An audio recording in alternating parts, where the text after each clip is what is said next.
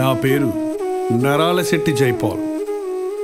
నేను 1952 సంవత్సరం leap year February 29వ తారీఖున ప్రస్తుతం కర్ణాటకలో ఉన్న బళ్ళారిలో సెయింట్ మేరీస్ హాస్పిటల్ నందు జన్మించాను. నాకు పేరు పెట్టవలసి వచ్చినప్పుడు ఒక మిషనరీ కొన్ని పేర్లు చీట్ల మీద వ్రాసి తీశారు.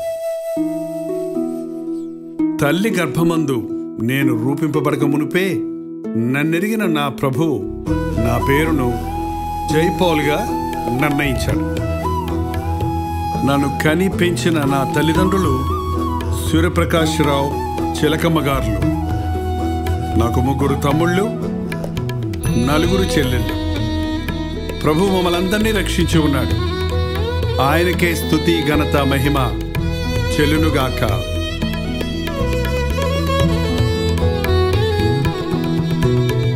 వందనం వందనం వందనం దేవ వందనం వందనం వందనం వందనం దేవ వందనం. అది 1971 సంవత్సరం ఫిబ్రవరి 15వ తారీఖు. అప్పటికి నాకు 18 సంవత్సరములు.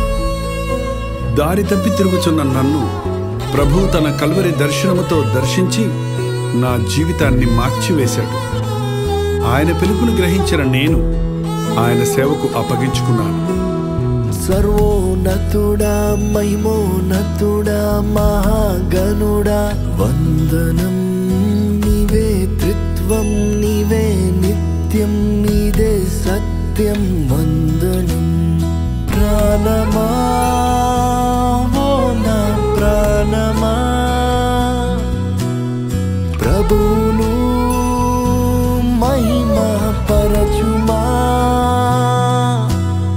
వందనం వందనం వందనం దేవ వందనం వందనం వందనం వందనం దేవ వందనం. హల్లెలూయా. మన ప్రభువైన యేసుక్రీస్తు నామములో మీకు శుభములు. Good morning and good morning. ఇవాళ very good morning for me, నాకు. ఎందుకంటే నా జీవితంలో ఇది మరొక దేవుడు చేసిన మేలులు తలంచుకునే రోజు. నేను జన్మదినం అని చెప్పలేను, కానీ ఎందుకంటే ఫిబ్రవరి 29వ తారీఖున నేను జన్మించాను 1952 సంవత్సరంలో. మరి రేపు మార్చి 1వ తారీఖు కనుక, ఈరోజే ఈ నెలలో చివరి రోజు కనుక నా జన్మదినాన్ని, నా దేవుడు చేసిన మేలులను నేను గుర్తు చేసుకుంటూ, ఒక వ్యక్తిని దేవుడు తన చేతులకు అప్పగించుకున్నప్పుడు ఎలా వాడుకుంటాడన్నది నా బతుకులో మీరు చూస్తున్నారు, వింటున్నారు. మరి ఈరోజు అనేక మంది యవనస్తులకు ఈ యొక్క సాక్ష్యము, వాక్యము ఒక సవాలుగా ఉండాలని ప్రార్థిస్తూ ఈరోజు దేవుని వాక్యాన్ని, ఆయన వాగ్దానాలను గురించి ధ్యానించబోతున్నాం. ఒక చిన్న ప్రార్థన. పరిశుద్ధుడా, నీకు వందనములయ్యా. నమ్మదగిన దేవా, నీకు వందనములయ్యా. పిలిచిన వాడివి, నమ్మదగిన వాడివని నిరూపించుకునే ప్రభువా, నీకు వందనములు.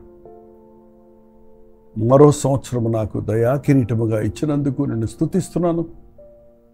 ఊపిరి ఉన్నంత వరకు నీ కొరకే జీవించుటకు, నిన్నే మహిమపరచుటకు నీ కృప నాకు దయచేయమని క్రీస్తు నామములో అడుగుచున్నాను తండ్రి. ఆమేన్. దేవుని స్తోత్రం. మరి చాలాసార్లు హ్యాపీ బర్త్డే గుర్తు చేసుకోకూడదు అంటారు. బర్త్డేస్ సెలబ్రేషన్ అనేది వేరే విషయం, కానీ దేవుడు చేసిన మేలులు గుర్తు చేసుకోకుండా ఎలా ఉండగలుగుతామండి? దేవుడు నా జీవితంలో మేలు చేశాడు.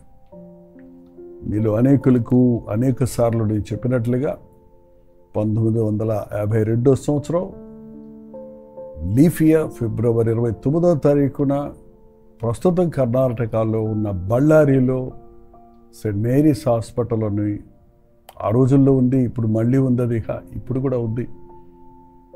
అక్కడ నేను జన్మించడం జరిగింది. మా నాన్నగారు అక్కడ ఇంజనీర్గా అప్పుడు పనిచేస్తూ ఉండేవారు. నా బాల్యము, నా యవ్వనము ఇంకా మా నాన్నగారు ఒక ఇంజనీర్గా అనేక ఊర్లు తిరుగుతూ ఉండగా అక్కడ నుండి ఆంధ్రప్రదేశ్లో ఆ రోజు తెలంగాణ లేదు, నాగార్జున సాగర్ ప్రాజెక్టు పనిలో ఆయన ఇంజనీర్గా, సివిల్ ఇంజనీర్గా పనిచేసేవారు కనుక ఆ కాలువలు తవ్వుతూ ఉన్నప్పుడు ఊరు తిరుగుతూ అక్కడ నుండి అనేక స్థలాలు, గుంటూరు, నరసరావుపేట, వినుకొండ, రెంటచింతల, నగిరికెళ్ళు, నా చిన్న ప్రాయంలో ఇవన్నీ దేవుడు తిప్పాడు. ఈ రోజున దేవుని వాక్యం అక్కడ వినిపించే కృపణిస్తున్నందుకు ఎంతగానో దేవుడిని స్తుతిస్తున్నాను. అలాగా కారంపూడి, వినుకొండ, చివరికి ఆయన వెస్ట్ గోదావరి, ఈస్ట్ గోదావరిలో కూడా వర్క్ చేశారు. అక్కడ పెద్దాపురంలో, అలాగే కాకినాడలో నా కాలేజీ చదువుతూ ఉండగా, పిఆర్ కాలేజీలో నేను చదువుతూ ఉండగా ప్రభు అద్భుతంగా నన్ను రక్షించుకున్నాడు. అక్కడ మొదటిగా మా నాన్నగారు యేసు ప్రభువుని ఎరిగి రక్షించబడ్డాడు. ఆయన ప్రార్థన విశ్వాసముల ద్వారా నన్ను కూడా కొద్ది నెలల్లోనే రక్షణలోనికి నడిపించాడు. అది 1971 సంవత్సరం ఫిబ్రవరి 15వ తారీఖు, మొన్న 15వ తారీఖు, అదే ఈ నెల 15వ తారీఖు. కానీ ఇది 71వ సంవత్సరంలో నేను రక్షించబడ్డ రోజు. అది నా ఆధ్యాత్మిక జన్మదినం. ఆ రోజు నేను తిరిగి పుట్టిన రోజు. నేను శరీరధారిగా పుట్టినది 1952, అలాగే ఫిబ్రవరి 29. నా 18 సంవత్సరాలు ముగించి జస్ట్ 19 ఇయర్లో ఎంటర్ అయిపోయే ముందు ప్రభు నన్ను రక్షించడం. నా 19th అంటే అదే సంవత్సరం 1977 సంవత్సరం ఫిబ్రవరి 15వ తారీఖు నేను రక్షించబడ్డాను. అలాగే 1971 సంవత్సరం జూలై 15వ తారీఖు దేవుని చిత్తానుసారంగా దేవుని వాగ్దానం పట్టుకొని ఆ కాకినాడ నుండి ఈ చెన్నై పట్టణానికి దేవుని సేవ కొరకు సమర్పించుకొని సమస్తం విడిచిపెట్టి బైబిల్ కాలేజీలో బైబిల్ ట్రైనింగ్ అవ్వటం కోసం, ప్రాక్టికల్ ట్రైనింగ్ అవ్వటం కోసం నేను చెన్నై రావటం జరిగింది. ఇవన్నీ కూడా నా జీవితంలో వాగ్దానాలతో జరిగినవి. నేను ఎందుకు చెప్తున్నానంటే, వాగ్దానాలను నమ్మండి.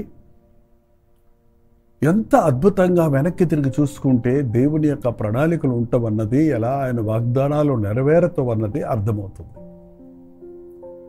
నువ్వు మార్మన్స్ పొందిన తర్వాత ఎందుకు ప్రభా నన్ను పుట్టించావు, నా పట్ల నీ ఉద్దేశం ఏంటి, నన్ను ఎందుకు రక్షించుకున్నావు, నీ చిత్తం ఏంటి నా పట్ల, నా తలంపులు వేరు, మా పేరెంట్స్ తలంపులు వేరు, కానీ నీవేమనుకుంటున్నావు, నీ చిత్తాన్ని తెలియజేయమని నేను దేవుని సన్నిధిలో కొన్ని రోజులు కనిపెట్టినప్పుడు దేవుడు ఇర్మియా 1వ అధ్యాయం 4 వచనాల ద్వారా స్పష్టంగా దేవుడు మాట్లాడాడు.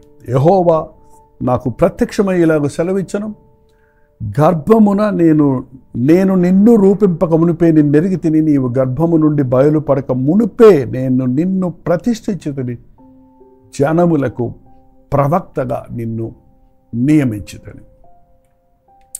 అప్పుడు నాకు ఏం అర్థం కాల. ప్రవక్త అంటే ఏంటో, సేవ అంటే ఏంటో, పాస్టర్ అంటే సంచులు తేలించుకొని ఇళ్ళెమ్మట తిరగాలి, గొట్టాలు పెట్టుకొని బోధించాలి. ఆ రోజుల్లో అదే సేవ. ఊరు తిరగాలి, వీధుల్లోకి వెళ్ళి కరపత్రాలు పంచాలి అనుకునేవాళ్ళం. కానీ నాకు అర్థం కాకపోయినా దేవుడు నన్ను కోరుకున్నాడు తను వాడుకోవడానికి, దేవుడి చిత్తం ఇది అని నేను తెలుసుకున్నప్పుడు మారు మాట్లాడకుండా ఆయన మాటకు నేను లోబడి జూలై 15వ తారీఖు 71వ సంవత్సరం చెన్నై వచ్చేసాను. ఇంచుమించు నా జీవితంలో ఒక్కొక్క పాయింట్ ఇప్పుడు మనం అనుదిన ధ్యానంలో ఉన్నాం. ఎక్కువ సమయం మీరు కనిపెట్టలేరు. ఒక్కొక్క అంచెలుగా ఈ జన్మదినము నాది 72 నుంచి ఇప్పటి వరకు నేను గమనించి చూసినట్లయితే 73 సంవత్సరాల వయసు ముగించి 74వ సంవత్సరంలో ప్రవేశిస్తున్నాను. నా మొదటి 20 లేక 18-20 సంవత్సరాల లోపు నా తల్లిదండ్రుల దగ్గర ఎంతో ఆడంబరంగా, ఎంతో గారాభంగా పెరిగాను. ఆ తర్వాత 10 సంవత్సరాలు నేను చూసుకుంటే ఇంచుమించు చెప్తున్నాను, అంటే నా 19 లేక 20 నుంచి 30 వరకు నేను దేవుని బిడ్డల మధ్యలో, దేవుని మందిరంలో, ఈ చెన్నై పట్టణంలో కాంపౌండ్ వాల్లో, దేవుని మందిర కాంపౌండ్ వాల్లో అన్ని రకాల పరిచర్యలు చేస్తూ, చెన్నై వీధుల్లోనికి వెళ్ళి సువార్తను ప్రకటిస్తూ, బైబిల్ నేర్చుకుంటూ, మోకాళ్ళ ప్రార్థన నేర్చుకుంటూ 10 సంవత్సరాలు దేవుడు నన్ను సిద్ధపరచుకున్నాడు. ఆ 10 సంవత్సరాల్లో ఇంకా వీధుల పరిచర్య, నీలగిరి ట్రైబ్స్ పరిచర్య ఎన్నో జరిగినాయి. నాకు 30 సంవత్సరాల వయసు వచ్చేటప్పటికి, అంటే ఆ తర్వాత 10 సంవత్సరాలు చూసుకుంటే, ఆ 30వ సంవత్సరం నుంచి 40వ సంవత్సరం వరకు నా జీవితాన్ని నేను ఒక్కసారి అనలైజ్ చేసి గమనించుకుంటుంటే, నన్ను దేవుడు బయటికి తీసుకొచ్చాడు, వివాహితుడిని చేశాడు, వీధి పరిచర్యలను అప్పగించాడు, సువార్త సేవ చేయడానికి సహాయం చేశాడు, గ్రామాలు తిరగడానికి సహాయం చేశాడు. అప్పుడు కూడా నా 30వ సంవత్సరంలో నా వివాహం అయిన తర్వాత భార్యాభర్తలుగా మేమిద్దరం కలిసి మా పట్ల నీ సేవ ఏంటి, మా పట్ల నీ ప్రణాళిక ఏంటి, నీ చిత్తం ఏంటి అని అడిగినప్పుడు ఆయన స్పష్టంగా యెషయా గ్రంథము 55వ అధ్యాయము 5వ వచనం ద్వారా మాట్లాడాడు. నీ వెరుగని జనులను నీవు 4-5 వచనాలు చదువుతున్నాను. ఇదిగో జనులకు సాక్షిగా అతను నియమించితిని, జనులకు రాజుగాను అధిపతిగాను అతను నియమించితిని.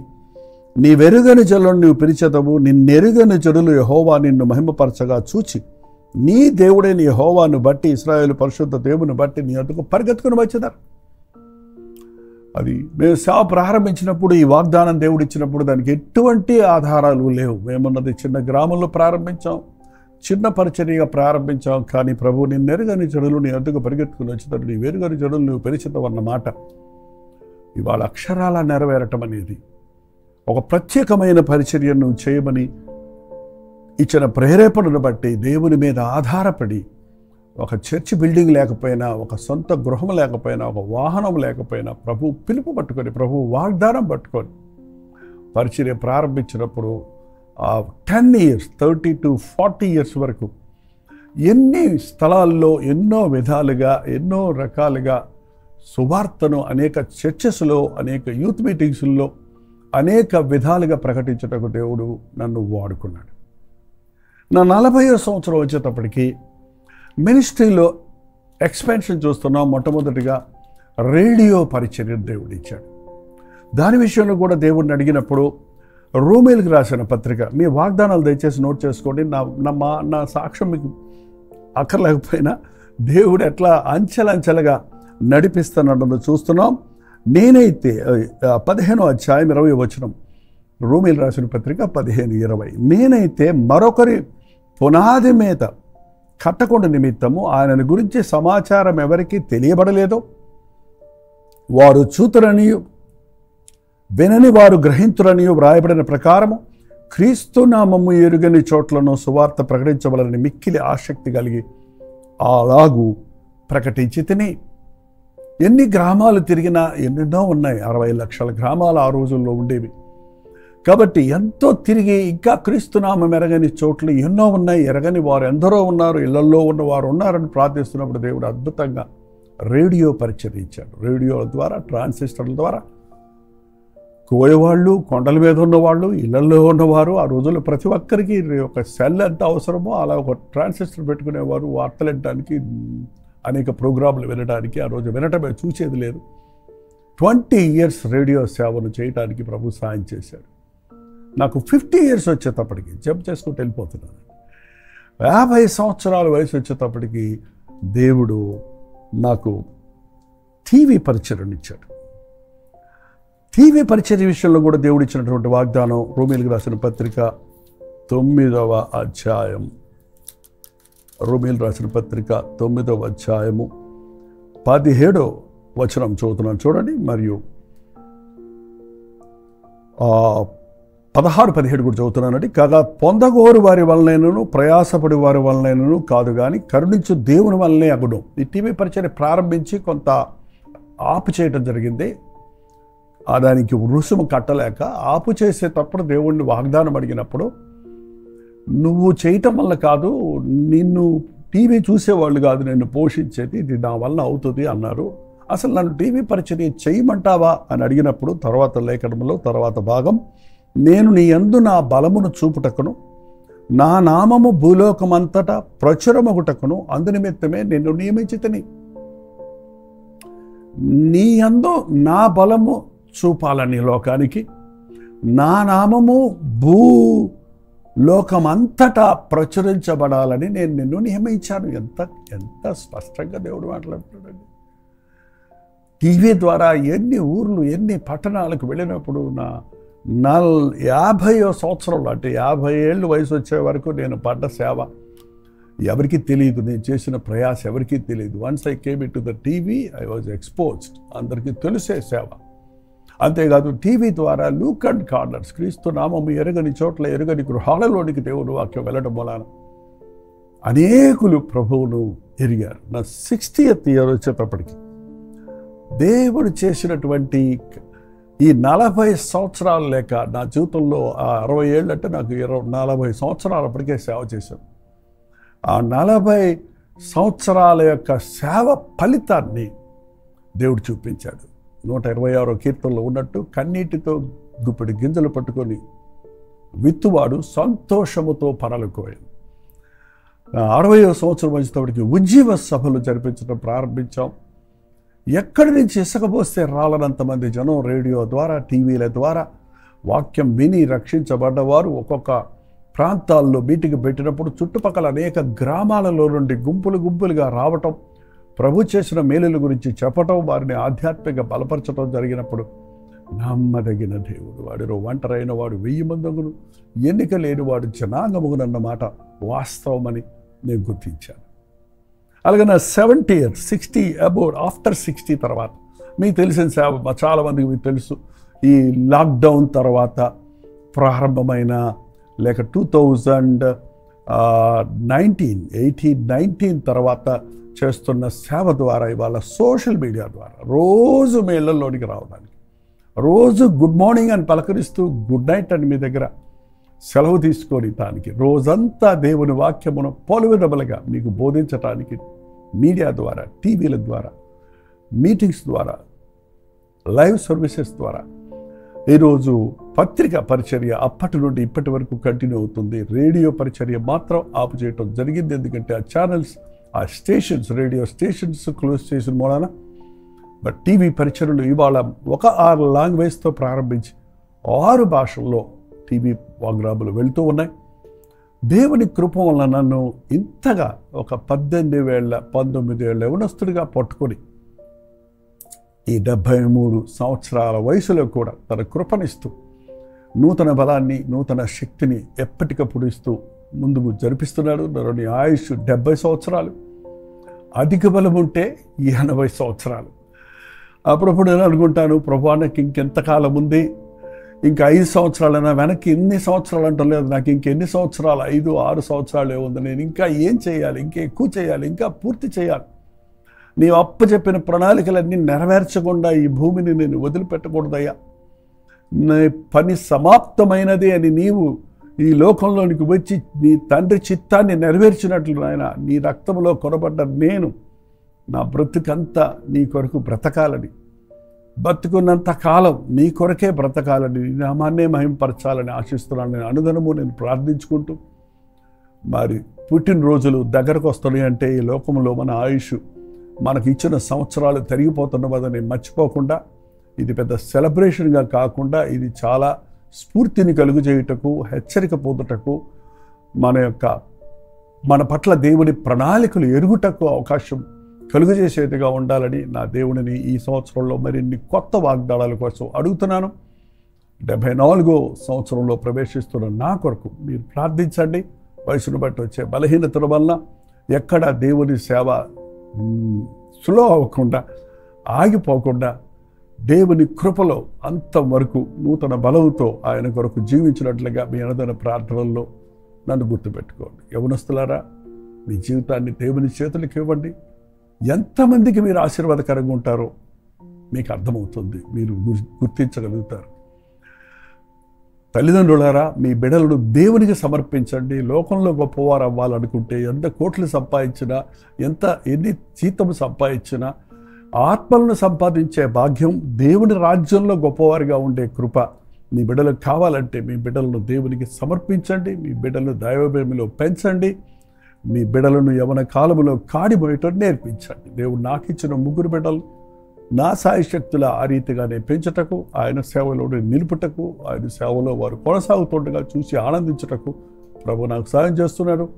నా కోసం, నా భార్య కోసం, అలాగే నా 3 కుమారుల కుటుంబాల కోసం 10 మంది మనవుల కోసం నేను ప్రార్థనలో గుర్తుపెట్టుకోండి. మీకోసం ప్రార్థిస్తున్నాను. ఈ ఒక్కరోజు ప్రత్యేకంగా నా కోసం మీరు ప్రార్థించమని మిమ్మల్ని ప్రేమతో కోరుతున్నాను. చిన్న ప్రార్థన. పరిశుద్ధుడా, నీకు వందనములయ్యా. గొప్ప దేవా, నీకు వందనాలయ్యా. ఎందుకు పనికిరాని స్థితిలో యవ్వనుడుగా నేను తిరుగుచున్నప్పుడు నీ అనాది సంకల్పము చొప్పున నా తల్లి గర్భములోని నీవు నా పట్ల కలిగి ఉన్నటువంటి తలంపులను బట్టి నన్ను పట్టుకొని నన్ను రక్షించుకొని నన్ను పరిశుద్ధపరుచుకుంటూ నీ సేవలో వాడుకుంటూ నీ చిత్తంలో బతుకుటకు సహాయం చేస్తున్నందుకే నీకు వందనములయ్యా. విడువని ఎడబాయనన్న దేవా, నీ గొప్ప తలంపులు నెరవేర్చు. మాటిచ్చిన దేవుడవు నెరవేరుస్తున్నందుకే వందనములు. పిలిచిన వాడు నమ్మదగిన వాడివని నిరూపిస్తున్నందుకే వందనములు. దేవుని సేవకు పిలుపుండి సేవకు రావడానికి వెనకాడుతున్న ప్రతి యవనస్తుడితో ఈరోజు మాట్లాడు నాయన. దేవుని సేవ చేస్తే నాకేమొస్తుంది అనే ఆలోచన కాక దేవుని సేవ చేయటం ధన్యమని యహమందు పరమందు కూడా దేవుడిచ్చు దీవెనలు ప్రతిఫలము చూడగలమని గుర్తించటకు సహాయం చేయండి. ప్రతి యవ్వనస్తుడు ఈరోజు ఒక తీర్మానం చేసుకున్నట్టు, ప్రతి తల్లిదండ్రులు వారి బిడ్డలను నీకు సమర్పించుకున్నట్టుకు, ప్రతి సేవకుడు దేవ చిత్తమును నిర్ణయము నేరి నా ఇష్టానుసారమైన సేవ కాక నీ చిత్తానుసారమైన సేవ చేయాలంటూ సాగుటకు సహాయము చేయమని యేసుక్రీస్తు నామములో అడుగుచున్నాము తండ్రి. ఆమేన్. మన తండ్రి అయిన దేవుని యొక్క ప్రేమయు, కుమారుడైన క్రీస్తు యొక్క కృపయు, ఆదరణకర్త అయిన పరిశుద్ధాత్మ యొక్క సహవాసము కూడి వచ్చిన మనందరికీ ఇప్పుడును సదాకాలము తోడయుండును గాక. ఆమేన్. దేవుని స్తోత్రం. నా కోసం ప్రార్థించండి. ఈ సాక్ష్యం మీకు దీవెనకరంగా ఉంటే ఆ విషయాన్ని తెలియజేయండి. అలాగే మీ ప్రార్థన స్తోత్రం కూడా తెలియజేయండి. 9540 నెంబర్కి. మీరు ఇతర దేశాల్లో ఉంటే 9100 టెక్స్ట్ లేక వాయిస్ మెసేజ్ ద్వారా తెలియజేస్తూ ఉండండి. మీకోసం ప్రార్థిస్తున్నాం, నా కోసం ప్రార్థించండి. రోజు మధ్యాహ్నం 3 గంటలకు హెచ్చరిక, అలాగే రాత్రి 9 గంటలకు కలబరి ప్రతి తోడులో మళ్ళీ కలుసుకుందాం. అంతవరకు దేవుని మహాకృప మీ తోడైన గాక. నా పేరు నరాలశెట్టి జైపాల్. నేను 1952 సంవత్సరం లీపియో ఫిబ్రవరి 29వ తారీఖున ప్రస్తుతం కర్ణాటకలో ఉన్న బళ్ళారిలో సెయింట్ మేరీస్ హాస్పిటల్ నందు జన్మించాను. నాకు పేరు పెట్టవలసి వచ్చినప్పుడు ఒక మిషనరీ కొన్ని పేర్లు చీట్ల మీద వ్రాసి తీశారు. తల్లి గర్భమందు నేను రూపింపబడక మునిపే నన్నెరిగిన నా ప్రభువు నా పేరును జైపాల్గా నిర్ణయించాడు. నన్ను కని పెంచిన నా తల్లిదండ్రులు సూర్యప్రకాశ్రావు, చిలకమ్మ గారులు. నాకు 3 తమ్ముళ్ళు, 4 చెల్లెళ్ళు. ప్రభు మమ్మల్ందరినీ రక్షించి ఉన్నాడు. ఆయనకే స్తుతి, ఘనత, మహిమ చెల్లునుగాక.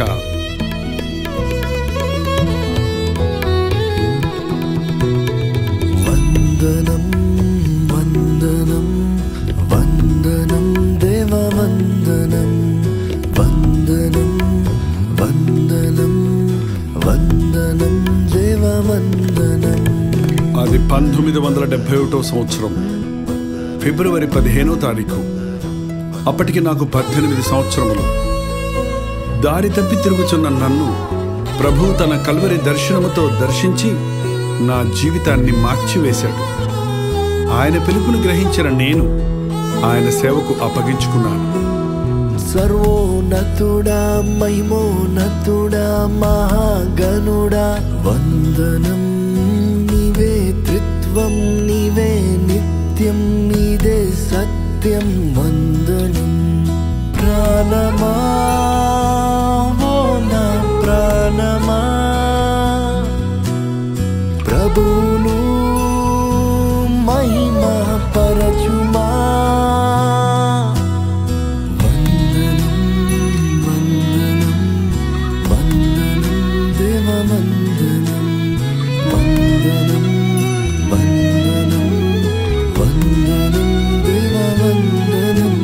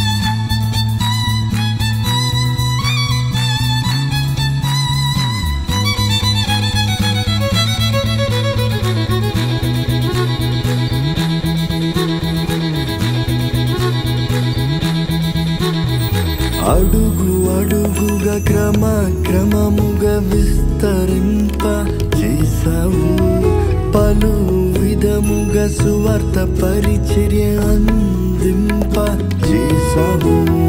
నింద అయినా వేదన అయినా తోడునిచ్చి నడిపావు, కష్టమైన నష్టమైన సహాయకుడిగా నిలిచావు. నిరాక వరకు ఫలించే కృపను నిమ్మయా, నీ ఆత్మతో ప్రకటింతు నీ సువార్త సత్యమును. యేసే సత్య మార్గము, యేసులో నిత్య జీవము, నిత్యము నీ నిరతము యేసుతో జీవింతును. యేసే సత్య మార్గము, యేసులో నిత్య జీవము, నిత్యము నీ నిరతము యేసుతో జీవింతును.